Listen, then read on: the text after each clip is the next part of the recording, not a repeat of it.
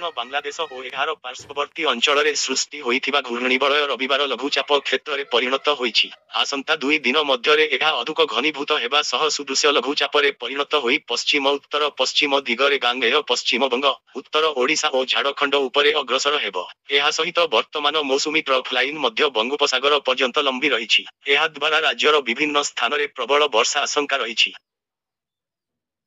पाणीपाग केन्द्रर सूचना अनुसार सोमवार मयूरभंज केन्दुझर सुंदरगढ़ झारसुगुड़ा जिले में प्रबलरू अति प्रबल वर्षार संभावना रही। जिल्लागुड़िकरे 7 ରୁ 20 सेंटीमीटर पर्यंत वर्षा आशंका करी पाणीपाग केन्द्र एही जिल्लागुड़िक पई ऑरेंज अलर्ट जारी करिछि। सेहीपरि बरगढ़ देवगढ़ अनुगुल ढेंकानाल सोनपुर बलांगीर नुआपड़ा बालेश्वर भद्रक जाजपुर जगतसिंहपुर केन्द्रापड़ा कटक और संबलपुर जिले में प्रबल वर्षा 7 ରୁ 11 सेमी पर्यंत होई पारे। एथिपाई पाणीपाग केन्द्र एही जिल्लागुड़िकु येलो अलर्ट जारी करिछि। पाणीपाग केन्द्रर सूचना आधार में राज्यर समस्त जिल्लापालमानंकु सतर्क रहिबा पाई एआरसींक कार्यालयरु निर्देश दिया जाइछि।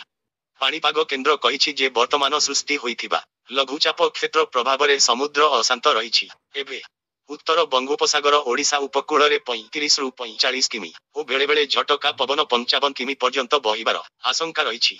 तेणु आसंता 27 तारीख पर्यंत मत्स्यजीवी मानंकु ओडिशा उपकूल संलग्न उत्तर बंगोपसागर मध्यकु न जीवा पाई परामर्श दिया जाइछि। मंगलवार वर्षार प्रभाव अपेक्षाकृत कम रहिबाकु बाबेले 28 ରୁ पुणी थरे वर्षार प्रकोप बढ़िबो बोली केन्द्र पक्षरु कुहा जाइछि।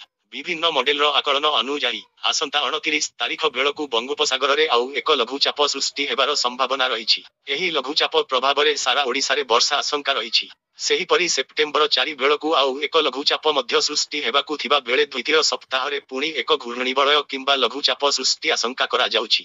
घन घन लघुचाप सृष्टि हेबा हेतु राज्य में प्रचुर वर्षा और विभिन्न नदी फुलिबा नै आशंका करा जाउछि।